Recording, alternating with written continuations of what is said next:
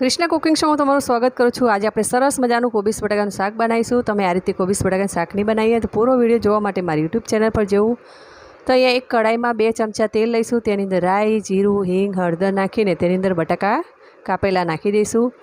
તેમાં મીઠું નાખી દેવું અને થોડું પાણી નાખીને તેને 5 થી 10 મિનિટ માટે ઢાંકીને રાખવું। પછી અધકચરા બટાકા ચડી જાય એટલે પછી તેમાં આપણે 1 કિલો કોબીજ નાખી દેવી, ઝીણી સમારેલી। પછી તેના પર 2 ચમચી ખાંડ, ટેસ્ટ પ્રમાણે મીઠું, કોબીજ પ્રમાણે મીઠું નાખવાનું છે અને બરાબર મિક્સ કરીને તેને પાછું ઢાંકી દઈશું।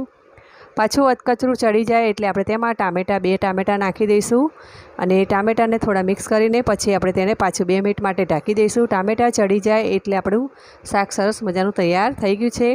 તો તેની અંદર આપણે હવે મસાલા કરશું। મરચું, હળદર અને ધાણા જીરું પાવડર નાખી દેવું। શાક ચડી જાય એટલે મસાલા કરી લેવા। આપણે મીઠું પહેલાં નાખીએ હતું તેનું ખાસ ધ્યાન રાખવું, મીઠું નથી નાખવાનું। તો લીલા ધાણા નાખીને આપણું શાક સરસ મજાનું તૈયાર થઈ ગયું છે। તો